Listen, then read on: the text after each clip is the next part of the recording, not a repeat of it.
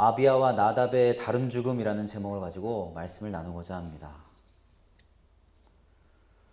하나님께서는 이스라엘 백성들에게 우상 숭배를 하지 말라고 명령하시며 하나님을 섬기지 않는 자는 그 죄를 3, 4대까지 심판하겠다고 말씀하셨습니다.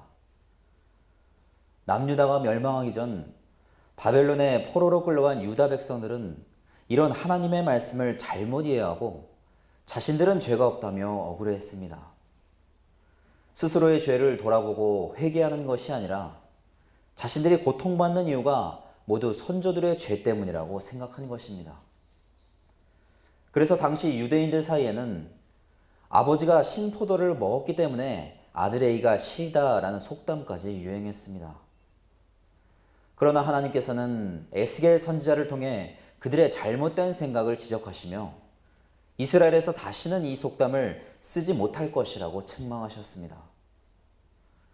하나님께서는 모든 사람이 각자 자신의 죄로 심판받는다고 분명하게 말씀하셨습니다.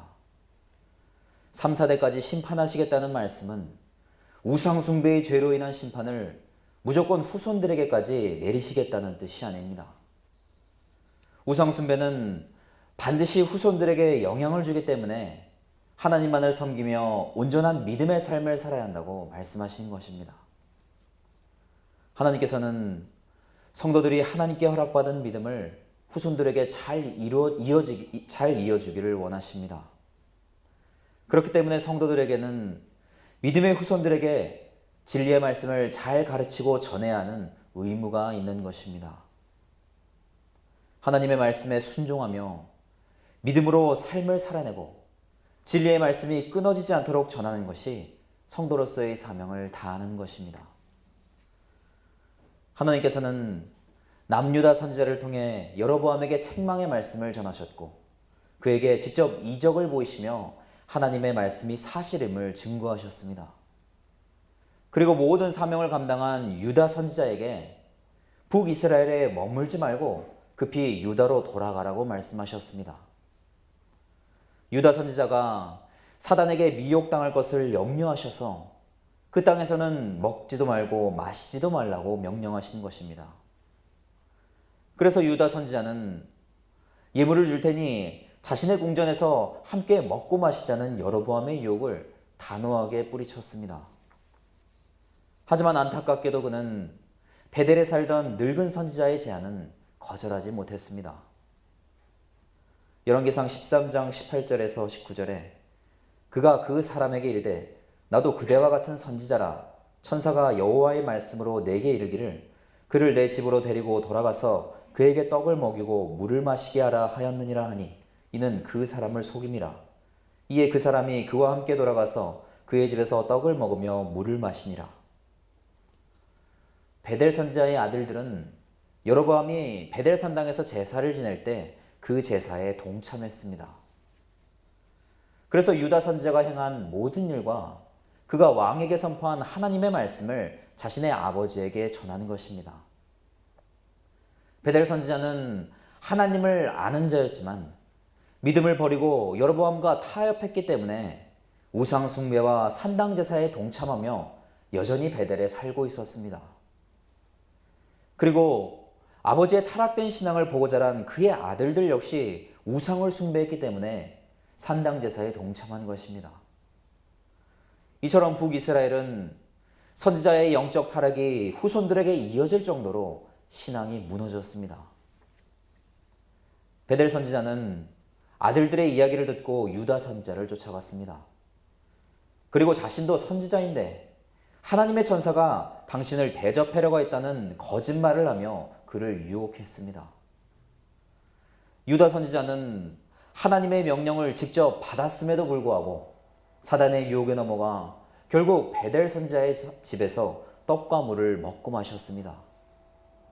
그러자 하나님께서는 베델 선지자의 입술을 통해 유다 선지자를 책망하시며 심판의 말씀을 전하셨고 그는 유다로 돌아가는 길에 사자에게 죽임을 당했습니다. 하나님께서는 유다 선지자를 심판하심으로써 하나님의 말씀은 반드시 성취된다는 것을 알리셨습니다. 그는 여로보암에게 말씀을 선포하는 큰 사명을 감당했지만 정작 자신은 말씀을 거역한 채로 죽고만 것입니다. 성도들도 전도하고 헌신하는 하나님의 일을 감당하지만 개인적인 삶을 잘못 살면 스스로 실족하기 때문에 늘 믿음의 삶을 살아야 하는 것입니다. 여로보암은 이토록 반복되는 하나님의 경고를 깨닫고 죄의 길을 떠나 돌이켜야 했습니다. 하지만 그의 악한 행위는 더욱 끊이지 않았고 여로보암의 죄는 결국 그의 집안까지 멸망으로 이끌었습니다. 유다 선지자가 죽은 사건이 있은 후 여로보암의 아들 아비야가 병에 걸렸습니다. 여로보암은 자신의 아내에게 사람들이 알아보지 못하도록 변장한 뒤 선지자 아히야를 찾아가서 병든 아이가 어떻게 될지 물어보라고 했습니다. 아히야는 실로에 살던 선지자로서 여로보암에게 이스라엘의 10지파를 주겠다는 하나님의 말씀을 전했던 자입니다. 당시 아히야는 나이가 많아서 눈이 어두웠기 때문에 여로보암과 그의 아내는 아히야를 속일 수 있을 것이라고 생각했습니다. 하지만 여로보암의 아내는 아히야의 육적인 눈은 속였을지 몰라도 그의 영적인 눈까지는 속일 수 없었습니다. 왜냐하면 하나님께서 이미 그들의 상황과 그들이 생하는 생각들까지 모두 아히야에게 말씀하셨기 때문입니다. 아히야 선지자는 하나님의 말씀을 듣고 그 말씀을 대언하던 자입니다. 하지만 여로보암과 그의 아내는 하나님을 두려워하지 않았기 때문에 선지자를 속이고 하나님의 은혜만 얻으려고 했습니다. 그들은 하나님이 필요 없을 때는 우상을 숭배하다가 자신들이 필요할 때만 하나님을 찾는 완악한 자들이었던 것입니다. 여로보암은 사랑하는 자녀가 병에 걸려 고통당하는 상황에서 한 번쯤이라도 하나님의 말씀을 떠올려야 했습니다. 그러나 그는 자신의 죄를 돌아볼 생각은 전혀 하지 않았습니다.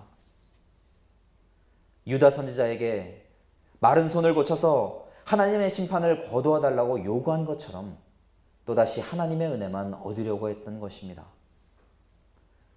아히야 선지자는 자신을 속이는 여로보암의 아내를 책망하며 여로보암의 집안을 모두 진멸하겠다는 하나님의 말씀을 전했습니다. 여로보암은 자신의 힘과 권력을 유지하기 위해 우상을 만들고 하나님의 말씀에 순종하지 않았습니다. 그의 어리석은 욕심이 하나님께서 맡기신 이스라엘의 10지파를 사망의 길로 인도한 것입니다.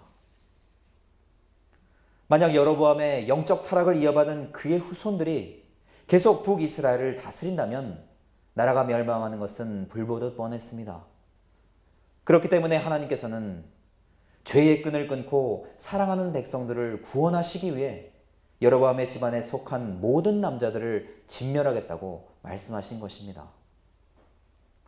하나님께서는 여로보암에게 10지파를 주시며 하나님의 율례와 명령을 잘 지키면 그의 집안을 견고하게 세울 것이라고 말씀하셨습니다. 이 약속 안에는 그의 집안뿐만 아니라 북이스라엘 백성들을 사랑하시는 하나님의 마음이 담겨 있습니다. 북이스라엘이 하나님을 잘 섬기기 위해서는 백성들을 하나님께 인도하는 왕의 집안이 견고해야 하기 때문입니다.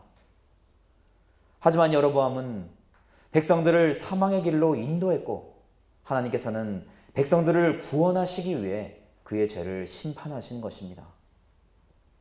그렇다고 해서 아무런 잘못이 없는 여로보암의 후손들까지 모두 심판받은 것은 아닙니다. 열왕기상 14장 12절에서 13절에 너는 일어나 내 집으로 가라. 내 발이 성읍에 들어갈 때 그 아이가 죽을지라. 온 이스라엘이 그를 위하여 슬퍼하며 장사하려니와 여로보암에게 속한 자는 오직 이 아이만 묘실에 들어가리니 이는 여로보암의 집 가운데에서 그가 이스라엘의 하나님 여호와를 향하여 선한 뜻을 품었음이니라. 하나님께서는 여로보암의 아내가 성읍에 들어가는 순간 아비야가 죽을 것이라고 말씀하셨습니다. 하지만 그 아이는 하나님 앞에 선한 자이기 때문에 온전하게 왕의 묘실에 묻힐 것이라고 약속하셨습니다. 병든 여로보암의 아들 아비야의 이름은 여호와는 내 아버지시다 라는 뜻을 가지고 있으며 그에 대한 행적은 거의 알려져 있지 않습니다. 그러나 그가 하나님을 향해 선한 뜻을 품었다는 성경 말씀 한 구절을 통해 아비야가 경건한 믿음을 가진 자였다는 것을 알 수 있습니다. 하나님을 경배하고 섬기던 아비야는 악행을 저지르는 아버지와 형제들과 부딪히며 사는 것이 굉장히 힘들었을 것입니다. 어쩌면 그는 우상에게 제사를 지내는 아버지에게 하나님께 돌이켜야 한다고 끊임없이 전하며 싸웠을지도 모릅니다.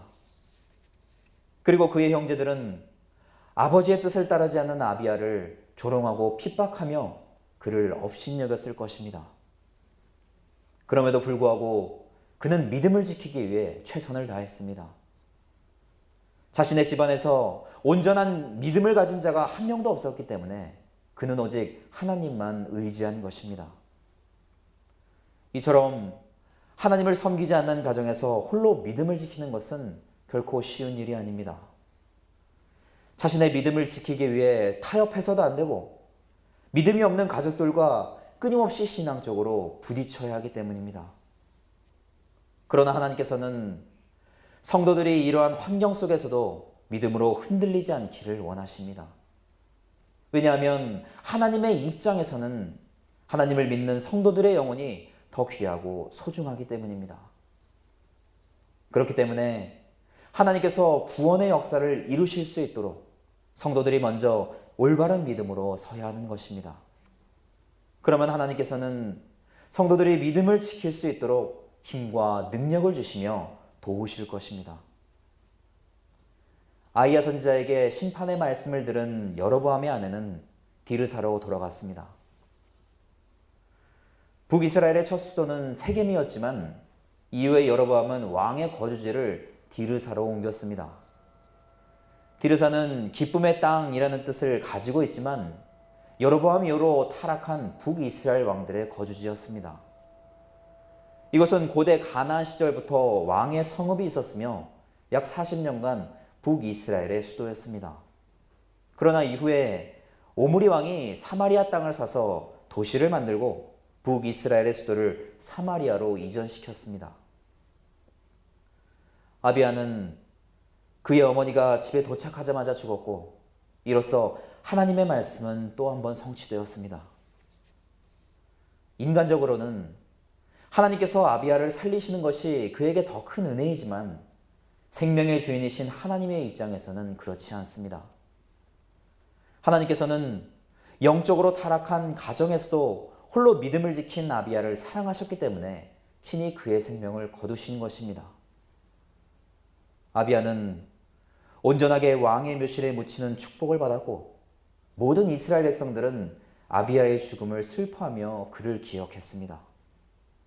하지만 그를 제외한 모든 여로보암의 후손들은 하나님의 말씀처럼 처참한 죽음을 맞이했습니다.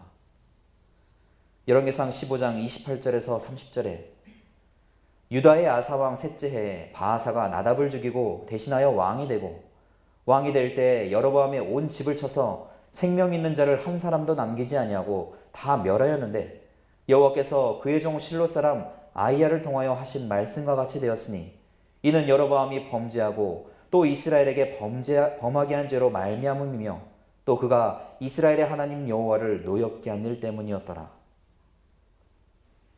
여로보암은 22년간 북이스라엘 통치하고 죽었으며 그의 아들 나답이 왕위를 물려받았습니다. 그러나 여로보암의 죄를 이어받은 나답은 아버지와 동일하게 우상을 숭배하며 북이스라엘을 악한 길로 이끌었습니다. 그는 결국 통치 2년 만에 기브돈에서 블레셋과 전쟁을 하던 중 반란을 일으킨 바하사에게 암살당했습니다. 기브돈은 오랫동안 블레셋의 성읍이었지만 팔레스타인을 통과하는 국제적인 무역도로인 해변길이 지나가는 성읍이었기 때문에 북이스라엘이 반드시 차지해야 할 전략적인 요충지였습니다. 그래서 나답은 군사들을 데리고 이 지역을 차지하기 위해 기브돈을 포위하고 블레셋과 전쟁을 했습니다. 그런데 당시 나답의 군대 장관이었던 바하사가 전쟁 중에 반역을 일으켜 그를 살해한 것입니다. 바하사가 왕이 된 이후에 가장 먼저 한 일은 여로보암의 집안을 진멸하는 것이었습니다. 왕가의 사람들을 남기면 자신에게 대항할 수 있기 때문에 그 싹을 자르기 위해 한 명도 빠짐없이 모두 살해한 것입니다. 이처럼 하나님께서는 바하사의 악한 뜻을 도구로 사용하셔서 여로보암 집안에 대한 심판의 말씀을 성취하셨습니다. 이로써 여로보암의 가문은 2대를 넘기지 못하고 완전히 무너졌습니다. 남유다는 멸망하기까지 다윗의 가문이 끊어지지 않고 이어졌지만 북이스라엘은 바하사를 시작으로 끊임없이 반역이 일어나면서 믿음의 계보가 이어지지 못했습니다. 아비야와 나답은 모두 여로보암의 아들이었지만 그들의 마지막은 달랐습니다. 아버지의 죄를 벗어나 믿음을 지킨 아비야는 하나님의 은혜로 온전한 죽음을 맞이했지만 악행을 이어받은 나답은 처참한 죽음을 맞이했기 때문입니다. 사람들은 이런 일이 일어날 것을 알 수 없지만 하나님께서는 모든 상황을 아시기 때문에 이토록 두려운 일이 일어나기 전에 아비야를 평화롭게 하나님의 품에 안기게 하신 것입니다. 결국 그들 각자의 신앙으로 영생과 영벌의 길로 나뉜 것입니다. 성도들이 하나님께 순종하며 믿음의 삶을 살아야 하는 이유는 각자의 믿음을 통해 구원을 허락받기 위해서입니다. 그리고 올바른 믿음이 이어지도록 후손들에게 선한 믿음의 행실을 보여야 하기 때문입니다.